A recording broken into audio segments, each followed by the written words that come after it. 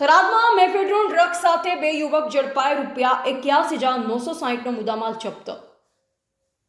થરાદ ટાઉનમાં સઘન વાહન ચેકિંગ દરમિયાન થરાદ પોલીસ દ્વારા મેફેડ્રોન નામના માદક પદાર્થ સાથે બે યુવકોને ઝડપી પાડવામાં આવ્યા છે। પોલીસે આરોપીઓ પાસેથી કુલ ₹81,960નો મુદ્દામાલ જપ્ત કરી એનડીપીએસ એક્ટ હેઠળ ગુનો નોંધ્યો છે।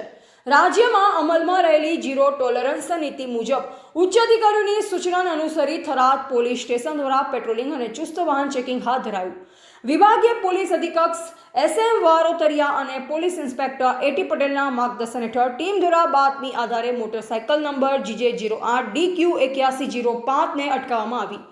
તપાસ દરમિયાન મોટરસાયકલ પર સવાર બે ઇસમો પાસેથી કુલ 2.320 ગ્રામ મેફેડ્રોન ડ્રગ્સ કિંમત ₹6,960, બે મોબાઈલ ફોન કિંમત ₹25,000 તેમજ એક મોટરસાયકલ કિંમત ₹50,000 મળી આવ્યા। આ તમામ સાથે કુલ ₹81,960નો મુદ્દામાલ જપ્ત કરવામાં આવ્યો છે।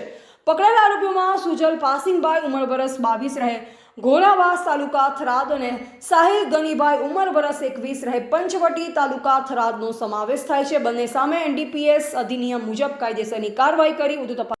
મહેરબાન પોલીસ અધિક્ષક સાહેબ શ્રી વાવથરાદ ચિંતન તેરૈયા સાહેબની ઝીરો ટોલરન્સ ફોર ડ્રગ્સની નીતિ અન્વયે તમામ પોલીસ સ્ટાફને સૂચના આપવામાં આવેલી, જે અનુસંધાને થરાદ જે ટાઉન બીટના ઇન્ચાર્જ છે તેમને ખાનગી રાહે હકીકત મળેલી કે થરાદ પોલીસ સ્ટેશન વિસ્તારમાં બે ઇસમો ડ્રગ્સનું વેચાણ કરવા માટે આવે છે, જે અનુસંધાને વોચ રાખી તેઓને પકડી પાડવામાં આવે છે।